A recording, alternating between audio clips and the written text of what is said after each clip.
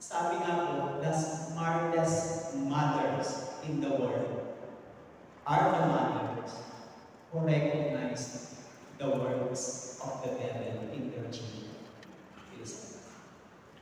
Bakit po ako sabi na ang pinakamahusay matalino magaling ng mga nanay sa buong mundo ay ang mga nanay na nakare-recognize ng ginagawa ng Diablo sa kanila. Listen. Kung nare-recognize natin yung physical needs ng mga anak natin, educational, physical, future nila, ay bakit sumisira sa buhay ng ating mga anak ay ang demonyo? We must, kailangan natin ma-recognize natin. This mother, she recognized na nagpapahirap sa kanyang anak ay ang demonyo. Demonyo ang nagpapahirap sa kanyang anak. Imagine, how can you fight evil demons in your own strength? Kaya kung minsan sinusubukan natin ang mga anak natin. At kung minsan bumibigay tayo sa sarili natin, pinapatulan natin yung mga anak natin. Nawawala tayo sa sarili natin, nagagawa natin saktan, nagagawa natin saktan sa physical ko, sa salita. And then, alam niyo naman ang mga bata ngayon, sobrang matampuhin, maramdamin. Hindi ko katulad noon, tayo nabigtigin tayo, hindi tayo sasako. Hindi naman tayo nanunumpa ng mga magulang ngayon. And kung ba ako social media, influence ng mga kabataan ngayon, marang gamit o pinasaktan ng salita ng nanay, maglalayas, magtapanang agad. Diba? O kaya maglalasing punta sa barkada. Eh noon, ilang walis takbo na ang nagkabalik-balik ang mga sinuturo na natin sa kakakataw sa atin. Hindi naman tayo ganun pa. Noon, di ba? Barang-barang naman ng pagkakapatay pa pa. Now, she recognized the things that there is the devil and the devil is out to destroy her children. Ang ibig ko sabihin, the devil is attacking our children today, brothers and sisters. Believe me. Our fight is not only for the sake of the future of our children, yung kanilang kalagayan, buhay, yung kanilang future, but the devil. Ang sumisira sa kinabukasan ng ating mga anak ay walang iba kundi ang Diablo, ang demonyo. That is our battle, the warfare of mothers. May mga magulang na hindi nila kayang pag-aralan ang kanilang mga anak. Sa anong aspect? Sa spiritual. Listen. Isa sa pagkukulang natin bilang magulang, hindi natin nadadala yung ating mga anak para sa kanila. That is one of our failure, yung ating pagkukulang, shortcoming natin. Bakit? Pag hindi natin sila madadala, ay napakalakas ng influensya ng demonyo ng Diablo sa social media, sa barkada, sa mga pleasures, sa mga bars, diskuhan, at sa mga iba-ibang lugar. Napakalakas niya ng mga kapatid. Kaya nagkakaroon tayo ng problema sa kanila because of the devil is influencing them with bad ampalas ng mga nasasamang kasama sa buhay. Ang spirituality, pananampalataya sa Panginoon, napakahalaga. Masakit yan sa isang parent, sa isang magulang, na yung alam mo hindi mo mailapit sa Panginoon. Ginawa ko lahat ng paraan para mailapit sila, pero ang igas ng kanilang ulo at ang gusto nila yung pasya, desisyon nila. So, kaya napaparibalan sila. Well, pag ganyan ang mga case, ganyan pagkakataon, wala ka na rin magagawa. Bakit? Eh kasi ang mga anak kasi natin, may panahon sila na nasa sa atin, at may panahon din sila na aalis sa Ganyan kasi tayo, di ba? At ang pinakamasakit sa lahat ay yung panahon na aalis sila sa atin lagi. Ihiwalay na mag-aasawa, mag-a-abroad, hahanapin ang nila ang kanilang buhay, ang kanilang sarili, at pagkatapos sa pag-iwalay nila at independent na nila para hanapin ang kanilang future, ang kanilang buhay, tapos masisiratan sila. Parang sinasabi mo, sana dito ka na lang sa bahay kaysa naman umalis ka pa na nasira lang ang buhay. Parang ganun tayo mga kapatid. Now, without our knowing, mga kapatid, the battles, the struggles, is not only in the level of material and physical, but in spiritual. What are destroying of our country, every families, and every works, every jobs, mga kapatid, there is the devil. If there is the devil, anong dapat mong gawin? Hindi niya kaya yung anak niya. Inaanihan ng demonyo nagsasuffer. Ang ginawa niya, ginamit niya sa Panginoon. Listen. Yung nanay ang lumapit sa Panginoon Jesus para sa kanya. The first thing to do, ang pinaka-smart na nanay, pag dumarating ka sa point na hindi mo na kaya, wala ka nang magagawa, hindi mo na kaya, lumapit ka sa Panginoon. Yes.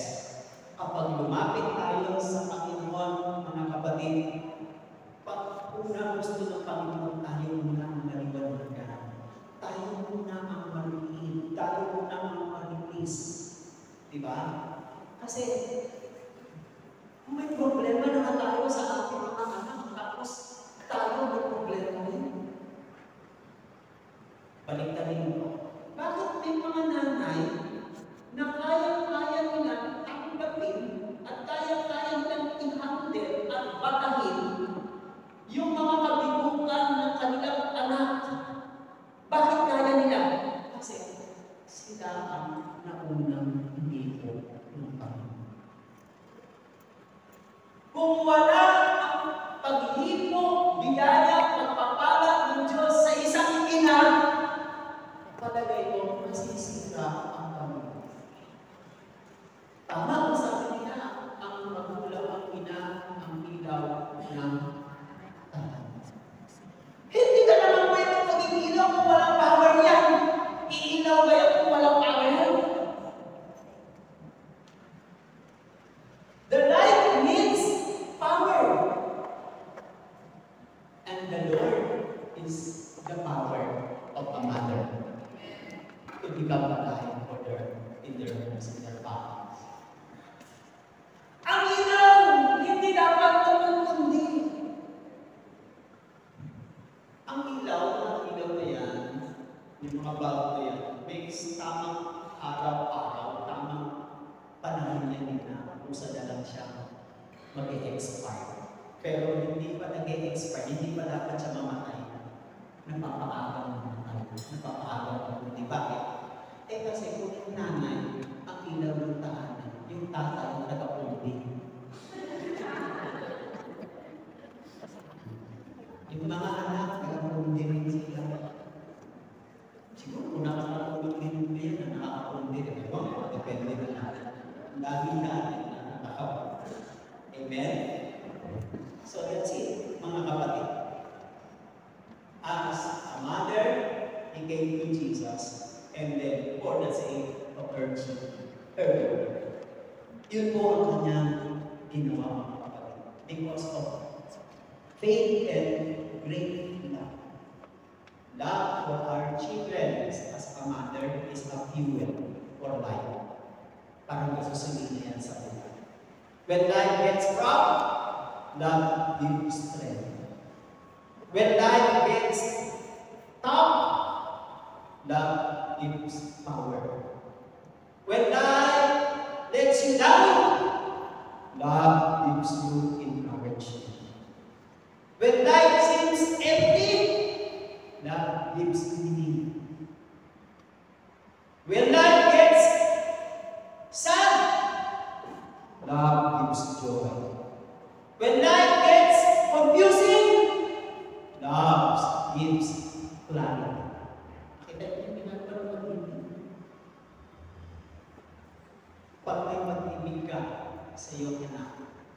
mapagtatagumpayan mo ang lahat ng promise.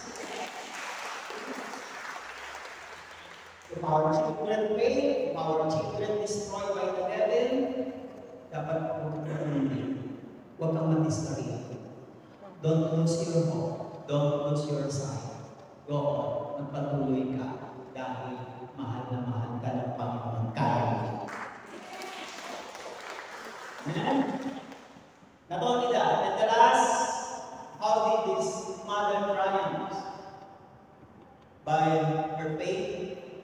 Yung una is this mother, by faith, the mother overcame all the barriers of her life.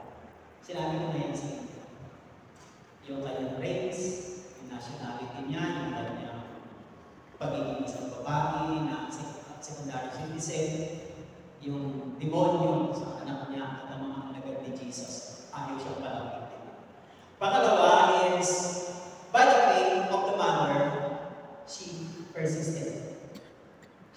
Ang ibig sabihin mo ng persisted, yung nagtsatsaga, nagpupumili. Sabi na ng Panginoon sa kanya, di, okay na. Bumasa na siya sa mga disciples, sa mga alagad. Hindi nakalapit na siya. Ay, Jesus, sabi ni Jesus, sabi niya, Lord, naman yun, ako inaalihan ng Panginoon. Sabi ni Jesus, hindi ko binibigay. Ay, sabi niya, unang sabi ni Jesus, saan lang ako kasi sinubukan sa mga Israel. Hindi ako sinubukan sa iyo at sa bansa.